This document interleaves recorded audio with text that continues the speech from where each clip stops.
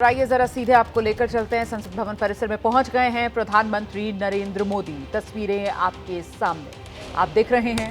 संसदीय कार्य मंत्री किरेन रिजिजू से लेकर अर्जुन राम मेघवाल, जितेंद्र सिंह वहां पर मौजूद हैं प्रधानमंत्री नरेंद्र मोदी की अगवानी करने के लिए। और अब प्रधानमंत्री नरेंद्र मोदी हर बार जब संसद का सत्र शुरू हो रहा होता है तो संसद में भीतर जाने से पहले बाहर जो मीडिया कर्मी हैं इंतजार कर रहे होते हैं वो प्रधानमंत्री नरेंद्र मोदी का कि प्रधानमंत्री नरेंद्र मोदी उनकी तरफ आएंगे और उनसे बात करेंगे, अपना एक वक्तव्य देंगे। उसी का इंतजार कर रहे हैं और प्रधानमंत्री नरेंद्र मोदी उसी दिशा में आगे बढ़ते हुए सत्ता पक्ष और विपक्ष दोनों के बीच जोरदार आर पार। इस बार संसद का शीतकालीन सत्र हर बार की तरह और हंगामेदार रहने के आसार पहले ही जताए जा रहे हैं। देखिए, सत्ता पक्ष के हौसले इस बार बहुत बुलंद हैं क्योंकि सत्ता पक्ष अब जब इस नए सत्र में शामिल होने के लिए संसद पहुंच रहा है तो फिर दो बड़ी जीत जिसके साथ सत्ता पक्ष और मजबूती के साथ सामने आया, हरियाणा और महाराष्ट्र। सुनते हैं क्या कह रहे हैं प्रधानमंत्री मोदी। नमस्कार साथियों,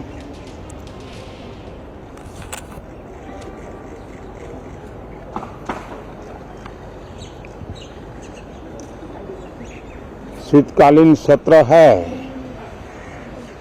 और माहौल भी शीत ही रहेगा।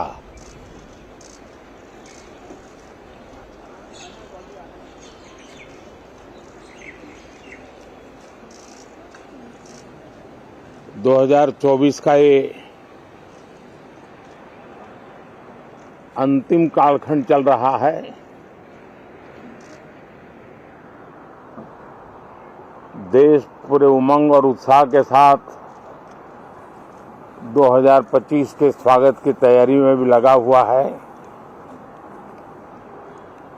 साथियों, संसद का ये सत्र अनेक प्रकार से विशेष है और सबसे बड़ी बात है हमारे संविधान के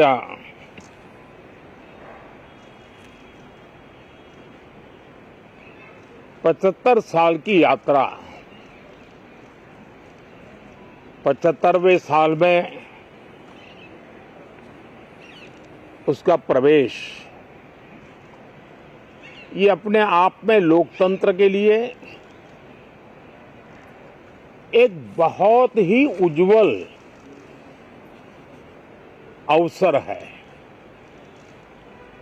और कल संविधान सदन में सब मिलकर के इस संविधान के 75वें वर्ष की उसके उत्सव की मिलकर के शुरुआत करेंगे।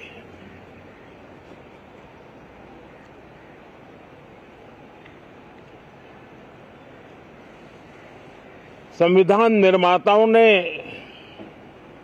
संविधान निर्माण करते समय एक एक बिंदु पर बहुत विस्तार से बहस की है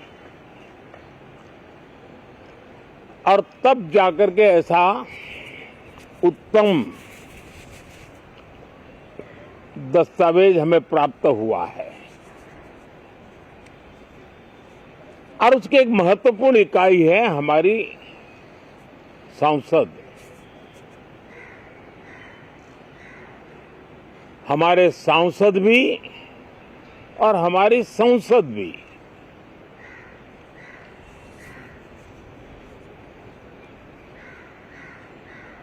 पार्लियामेंट में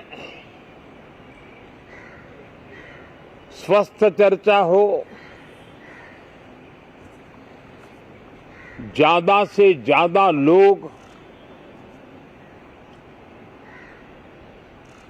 चर्चा में अपना योगदान दें। दुर्भाग्य से कुछ लोगों ने अपने राजनीतिक स्वार्थ के लिए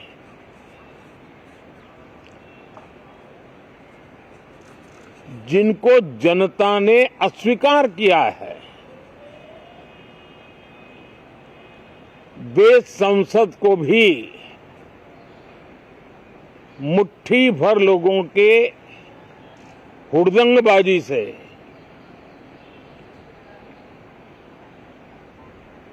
कंट्रोल करने का लगातार प्रयास कर रहे हैं। उनका अपना मकसद तो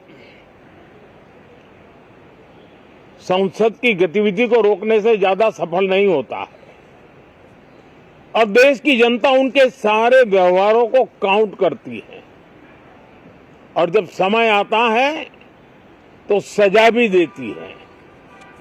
लेकिन सबसे ज्यादा पीड़ा की बात यह है कि जो नए सांसद होते हैं, नए विचार, नई ऊर्जा लेकर के आते हैं और ये किसी एक दल में नहीं, सभी दल में आते हैं। उनके अधिकारों को कुछ लोग दबोच देते हैं। सदन में बोलने का उनको अवसर तक नहीं मिलता है। लोकतांत्रिक परंपरा में हर पीढ़ी का काम है आने वाली पीढ़ियों को तैयार करे, लेकिन 80-80, 90-90 बार जनता ने जिनको लगातार नकार दिया है, वे न संसद में चर्चा होने देते हैं, न लोकतंत्र की भावना का सम्मान करते हैं, न ही वह लोगों की आकांक्षाओं का कोई महत्व समझते हैं, उनका उसके प्रति कोई दायित्व है वो कोई समझ पाते हैं। और उसका परिणाम है वो जनता की उम्मीदों पर कभी भी खरे नहीं उतरते हैं और परिणाम स्वरूप जनता को बार बार उनको रिजेक्ट करना पड़ रहा है। साथियों, ये सदन लोकतंत्र की 2024 के पार्लियामेंट के चुनाव के बाद देश की जनता को अपने अपने राज्यों में कुछ स्थानों पर अपनी भावना, अपने विचार, अपनी अपेक्षाएं प्रकट करने का अवसर मिला है। उसमें भी 2024 के लोकसभा के चुनाव के नतीजों को और अधिक ताकत दी गई है राज्यों के द्वारा और अधिक बल प्रदान किया गया है और अधिक समर्थन का व्याप बढ़ा है। और लोकतंत्र की यह शर्त है कि हम जनता जनार्दन की भावनाओं का आदर करें, उनकी आशा अपेक्षाओं पर खरा उतरने के लिए दिन रात मेहनत करें। मैं बार बार खास करके विपक्ष के साथियों से आग्रह करता रहा हूं और कुछ विपक्ष बहुत जिम्मेदारी से व्यवहार करते भी हैं। उनकी भी इच्छा रहती है कि सदन में सुचारू रूप से काम हो, लेकिन लगातार जिनको जनता ने नकार दिया है, वे अपने साथियों की बात को भी दबोच देते थे, उनकी भावनाओं का भी अनादर करते हैं, लोकतंत्र की भावनाओं का अनादर करते हैं। मैं आशा करता हूं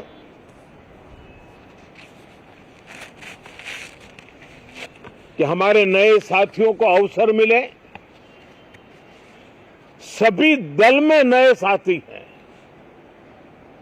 उनके पास नए विचार है, भारत को आगे ले जाने के लिए नई नई कल्पनाएं हैं और आज विश्व भारत की तरफ बहुत आशा भरी नजर से देख रहा है। तब हम संसद का समय का उपयोग वैश्विक स्तर पर भी भारत का जो सम्मान बढ़ा है, भारत का प्रति जो आकर्षण बढ़ा है, उसको बल प्रदान करने वाला हमारा व्यवहार रहना चाहिए। विश्व के अंदर भारत को ऐसे अवसर बहुत कम मिलते हैं जो आज मिला है, और भारत की संसद से वो संदेश भी जाना चाहिए कि भारत के मतदाता उनका लोकतंत्र के प्रति समर्पण, उनका संविधान के प्रति समर्पण, उनका संसदीय कार्य पद्धति पर विश्वास, संसद में बैठे हुए हम सबको जनता जनार्दन की इन भावनाओं पर खरा उतरना ही पड़ेगा। और समय की मांग है, हम अब तक जितना समय गंवा चुके हैं उसका थोड़ा पश्चाताप करें और उसका परिमार्जन करने का उपाय यही है कि हम बहुत ही तंदुरुस्त तरीके से हर विषय के अनेक पहलुओं को संसद भवन में हम उजागर करें। आने वाली पीढ़ियां भी पढ़ेगी उसको, उसमें से प्रेरणा लेगी।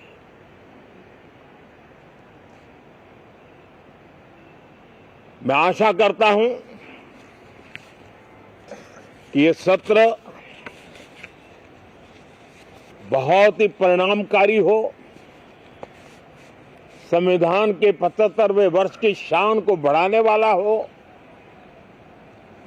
भारत की वैश्विक गरिमा को बल देने वाला हो, नए सांसदों को अवसर देने वाला हो, नए विचारों का स्वागत करने वाला हो। इसी भावना के साथ मैं फिर एक बार सभी माननीय सांसदों को उमंग और उत्साह के साथ इस सत्र को आगे बढ़ाने के लिए निमंत्रित करता हूं, स्वागत करता हूं। आप सब साथियों का भी बहुत बहुत धन्यवाद। नमस्कार। प्रधानमंत्री नरेंद्र मोदी को आप सुन रहे थे। शीतकालीन सत्र में माहौल शीत रहे, इसको कहते हुए प्रधानमंत्री नरेंद्र मोदी ने अपनी बात की शुरुआत की और साथ ही साथ विपक्ष को आईना दिखाने का काम प्रधानमंत्री नरेंद्र मोदी की तरफ से यहां पर किया गया। ये कहते हुए कि जनता ने जिन्हें नकारा वो लोकतंत्र की भावना का अपमान करते हैं। जनता ऐसे हुड़दंगियों को नकार रही है जिन्हें जनता नकार देती है, जो ना लोगों की महत्वाकांक्षा को समझते हैं, जो ना उसे पूरा करने की कोशिश करते हैं, ना संसद की गरिमा का सम्मान करते हैं, वही लोग चर्चा नहीं होने देते। सत्र में चर्चा हो और चर्चा में सबका योगदान हो, ये जरूरी है एक स्वस्थ लोकतंत्र के लिए। प्रधानमंत्री नरेंद्र मोदी की तरफ से कहा गया कि कुछ अपने राजनीतिक स्वार्थ साधने के लिए चर्चा होने नहीं देते, सदन में हुड़दंग करते हैं। मुट्ठी भर लोगों के बल पर जिन्हें जनता स्वीकार कर रही है, वो सदन में सकारात्मक चर्चा में बाधा बनते हैं।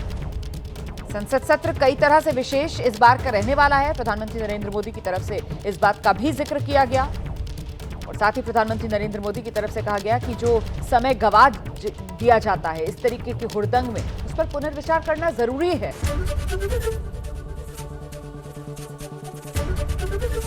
एबीपी गंगा, खबर आपकी, जुबान आपकी।